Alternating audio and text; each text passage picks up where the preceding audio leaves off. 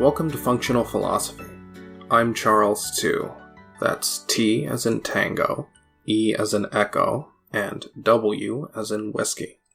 This is episode number 1, and its title is How to Use Philosophy for Personal Gain.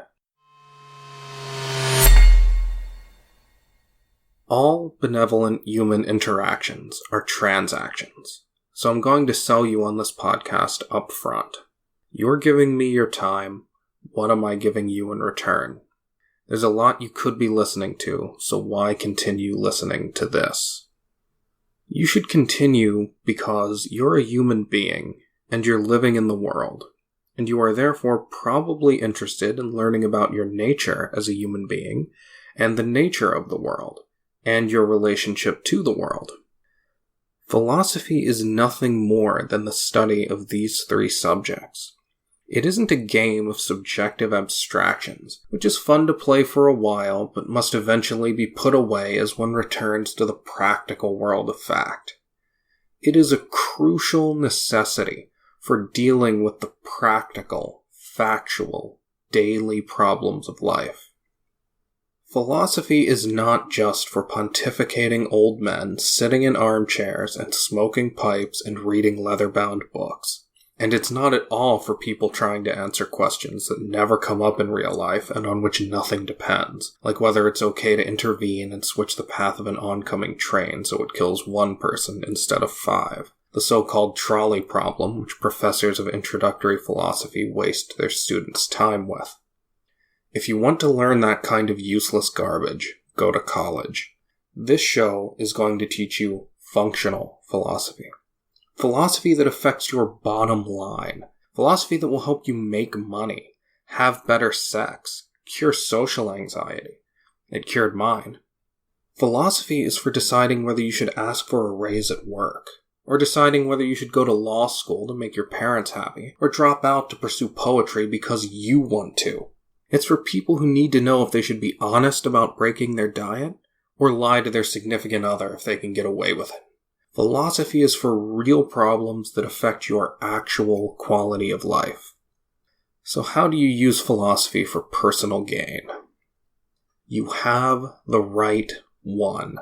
This isn't like buying a blender so you can make milkshakes. You can have or lack a blender, but you can't lack a philosophy. You already have one, whether you know it or not. So the question isn't whether you should acquire a philosophy as just another tool to enhance your life. It's, is the philosophy I already have helping me or hurting me, and could I get a better one? To use philosophy for personal gain means simply to have a set of fundamental ideas that accurately identify reality, so that your actions will succeed in reality and you'll get what you want. But why do you need philosophy to succeed in reality? Why can't you just judge what to do based on neutral, non-ideological experience? The secret, which no one understands, is people don't learn from experience. Experience doesn't teach people anything, least of all that experience doesn't teach people anything. When something bad happens, how do people react? They react according to their fundamental worldview. They don't suddenly change it, even if it was the cause of the problem. This is why disasters don't catalyze improvements in society. Disasters simply tell you that you have a problem. They don't tell you how to deal with it. Philosophy does that, and people don't change their philosophy based on experience. Suppose you believe in providence, in a divine plan. When you lose your job because you were waiting for God to take care of your responsibilities, how are you going to react? Oh, well, I guess God doesn't have a plan. I should start taking control of my life. Is that how you, as a religious person, are going to react? No. You're going to say that your losing your job was part of God's divine plan, and you're going to continue to wait passively for his plan to unfold. I assume we all know religious people like this, although maybe that's just because I live in the American South. In any case, the point is that you already have beliefs about the world that contextualize every one of your experiences. Those beliefs shape your interpretation of your experiences. The experiences can't challenge what's affecting your interpretation of them. That's not to say that fundamental beliefs can be justified without reference to the external world. They can't be. I'm not saying you get a priori truths from someplace other than the world you observe. I'm saying that once you've developed fundamental beliefs, changing them requires examining them directly, not just coming to derivative conclusions about what you see around you. Everyone has these kinds of fundamental beliefs, whether they know it or not, including you. Having these beliefs is by no means restricted to the religious. Together, these fundamental beliefs are called philosophy, and it's important you have the right one, because bad fundamental ideas are not self-correcting. Building the 100th floor of a tower isn't going to do anything to affect the building's foundation. But the foundation affects every floor above it. If you want a proper foundation, the only way you can get it is by working on it directly. So, my goal with functional philosophy is to help you gain and strengthen the philosophical foundations required to achieve certainty, success, and happiness. Getting a firm grasp on the fundamentals of philosophy is the single greatest step you can take toward happiness, and my goal with this podcast is to help you get that firm grasp. So, how am I going to do that concretely? What specifically can you expect from this podcast? Well, I am going to do several things with this podcast. I originally conceived of it as a guide for students of Objectivism through some of Ayn Rand's more difficult to understand ideas. I am myself an Objectivist, which is to say an adherent of the philosophy of Ayn Rand, and everything you hear in this podcast will be from an Objectivist perspective. However, the topics I discuss will be of value to anyone interested in understanding the world and living a good life. This is not just for Objectivists. In fact, there are very few Objectivists, so I wouldn't get much of an audience or make much of a difference if I did nothing but preach to the converted. Now, as with any area of thought, if you've struggled with its questions, you'll get more out of its answers. The only requirement that places on you is to be a thoughtful person, not to be an Objectivist. So all philosophically minded people are welcome here. So, one type of episode you'll hear frequently is the type intended to explicate those tenets of Objectivism that I have personally seen are perennially misunderstood. I remember the difficulties I had when I started systematically trying to understand the world, and I remember desperately looking for answers to the questions I had.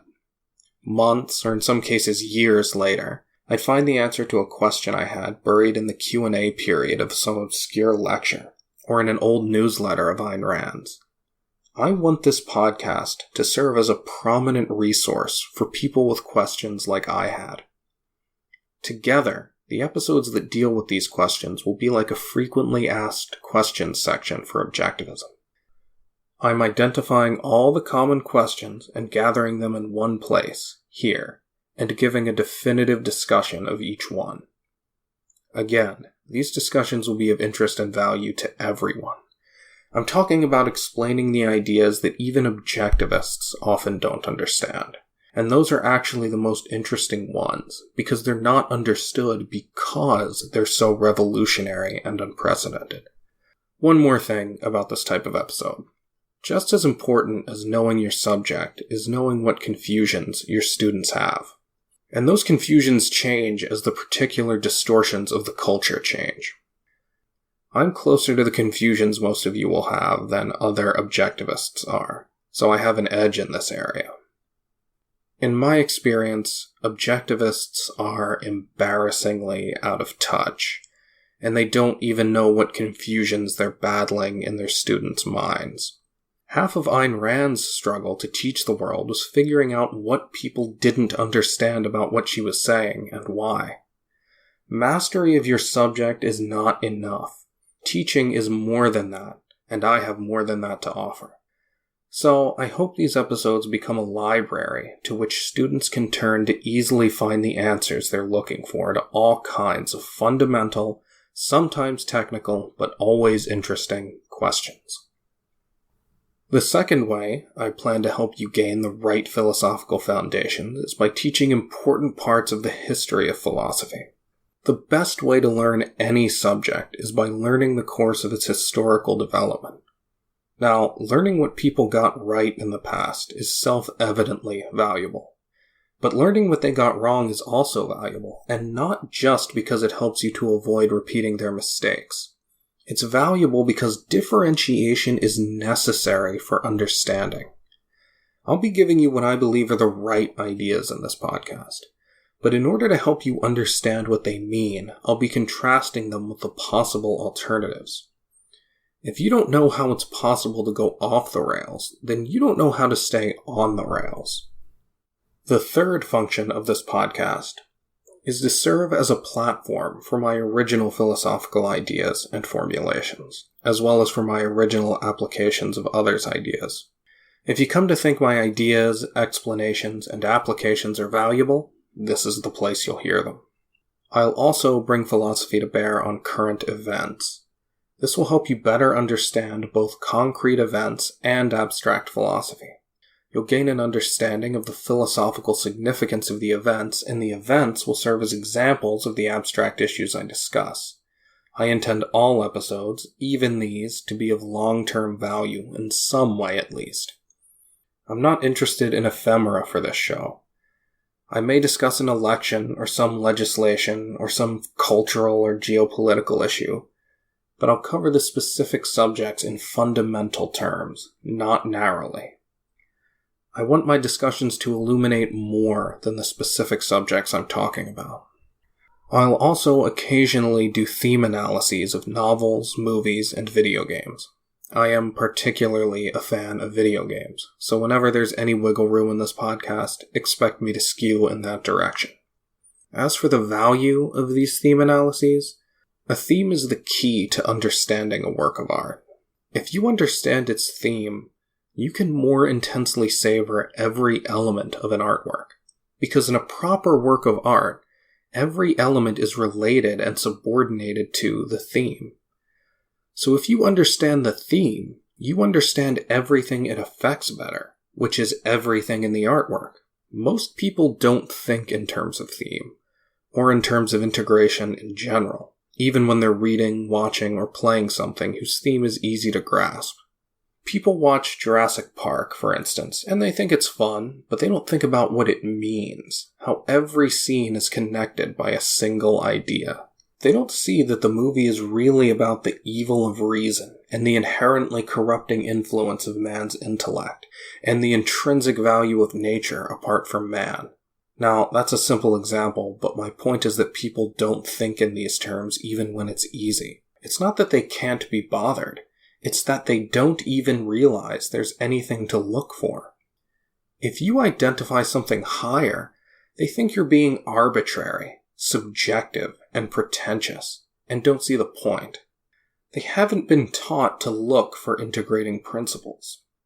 Integration is fundamentally unreal to them. It isn't based on reality. It's phony, artificial. They've been taught to judge everything separately, on a case-by-case basis. Well, that's the wrong way to go, and I'll show you a better way, or help you along the path if you're already on it. I'll be doing these analyses on the premise that I've discovered the correct theme. I won't be talking about how Jurassic Park can be interpreted as a metaphor for the transatlantic slave trade. That kind of subjective analysis is useless and boring. Another thing I'll do with this podcast. Some episodes will consist simply of a discussion with someone. I'll feature discussions with people from a wide variety of fields, with intellectuals and non-intellectuals, and with objectivists and non-objectivists. I'm a fan of interesting disagreements. I'm building a tower. I'm way up here on the 100th floor.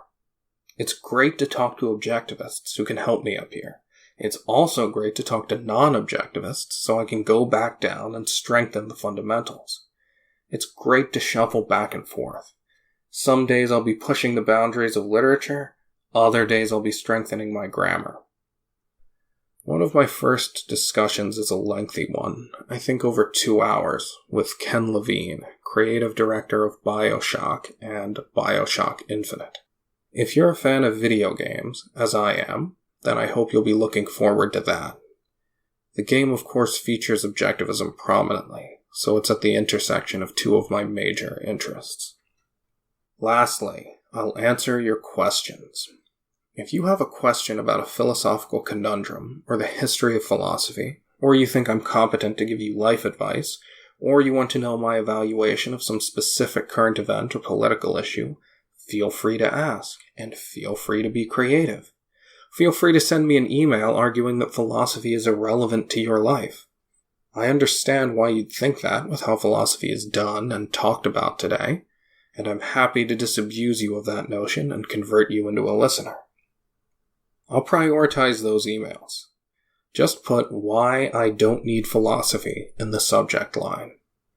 Now also, I'll have a Q&A section in the back half of each episode after my initial episodes start airing and I start getting questions.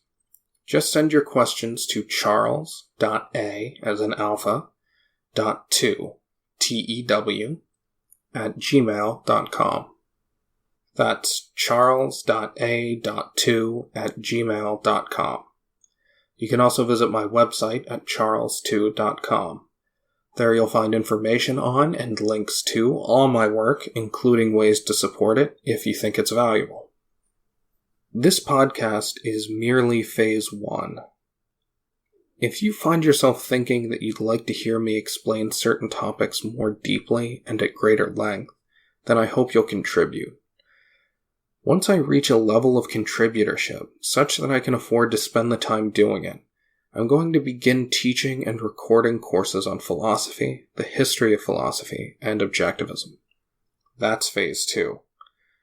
For now, if you're interested in making those courses happen and keeping this podcast going, you can support my work through Patreon at patreon.com/charlestew.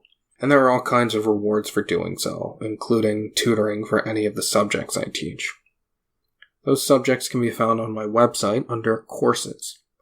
If you want to learn Objectivism or the history of philosophy from me, one-on-one, there's how you can. Another big way you can help the podcast, if you want to pay me back for the work I put into it, is to leave reviews on iTunes or wherever you happen to listen to it.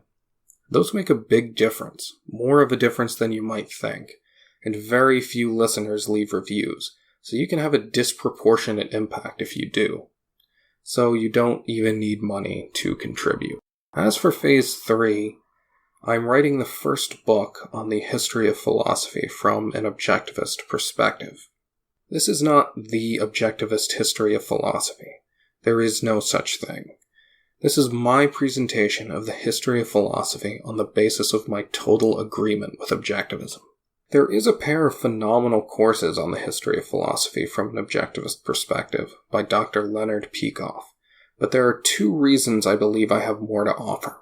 First, text that is written to be read instead of spoken requires a clarity and economy of expression that no lecture or transcript can ever match. There is simply no substitute for a book when one wants to communicate an idea in the clearest terms possible. Second, I have learned from and acknowledge a deep debt to a number of people who have done work on the history of philosophy, most prominently Dr. Peikoff. But he has said that he wouldn't give his lectures today the way he gave them in the early 70s. There is room for improvement, and I believe I have original contributions to make to the organization of the history of philosophy. I intend the book to be readable by a general audience. Its subject and my approach are such that it will be of value to anyone, anywhere, who wants to live and to be happy. My working title is An Objective History of Philosophy. I hope you'll contribute to my work and thereby help me to create a radical new presentation of the history of philosophy, one that offers much more than an incremental improvement over past presentations. Now you know what you can expect from this podcast, and what my long-term plan is. Let's meet again in episode 2.